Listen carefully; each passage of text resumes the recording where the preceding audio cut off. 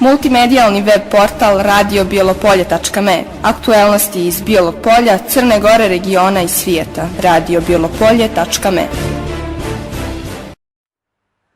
Dobar dan, poštovani slušalci.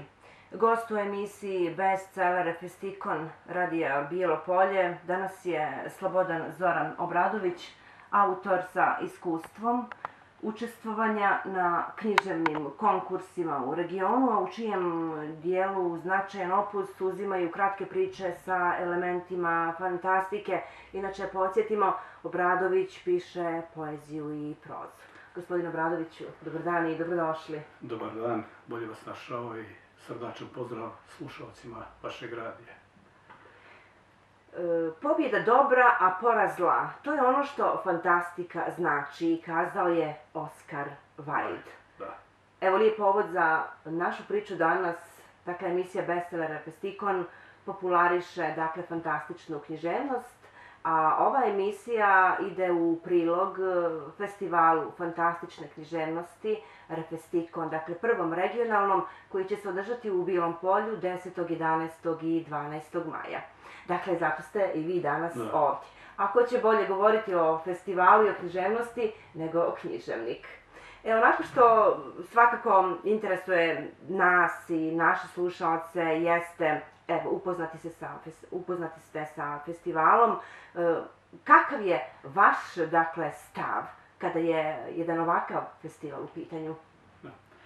Pa sve aktivnosti koje su usmjerene na povezivanje ljudi, njihovo upoznavanje kroz približavanje kulturnog stvaralaštva, zaslužuje u startu našu pažnju. A kada je riječ o počecima i prvim koracima, kao ovo sada vezano za naš ovaj festival, onda to zaslužuje jaku podršku.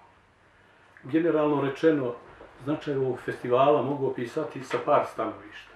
Ono što sam u startu prepoznao, to je da je organizatori ovog festivala imaju želju da spoje savremeno i tradicionalno. A to je, da kažem, dobar koncept za bilo koju ljudsku djelatnost. Koncept koji mora imati i budućnost. Kažem savremeno zbog toga što današnji čitalac zna da je više od 50% svjetskih bestsellera upravo iz žanra fantastike, naučne fantastike i epske fantazije. Tako je to na svjetskom književnom nebu. A tradicionalno potenciran zbog velike kulturne baštine, naše kulturne baštine, koja predstavlja neiscrpan izvor motiva i ideja za pisanje. Kod nas, kada je fantastična književnost u pitanju?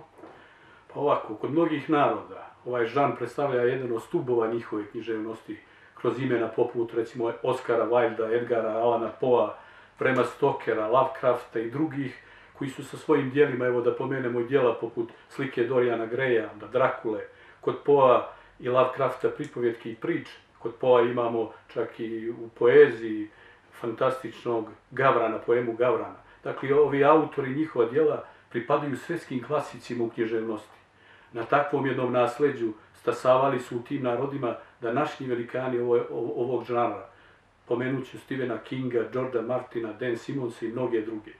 U našoj književnosti, nažalost, ovaj žanr do skoro nije imao ovakav status i bio je donekle marginalizovan. Globalizacijom se javio fenomen da je svjetsko književno nasleđe nekako, da kažemo, eto, jednostavno ljudski postalo naša baština, te da sad imamo generacije koje su odrastale, recimo uz Harrya Pottera ili Gospodara prstenova, dva kultna djela koja su probudila i pobudila interesovanje da se više nego ranije čitaju djela sa ovim motivima i sadržajem, a samim tim da se i piše u ovom žanru. Stasavaju, dakle, nove generacije čitalaca, ali i pisaca.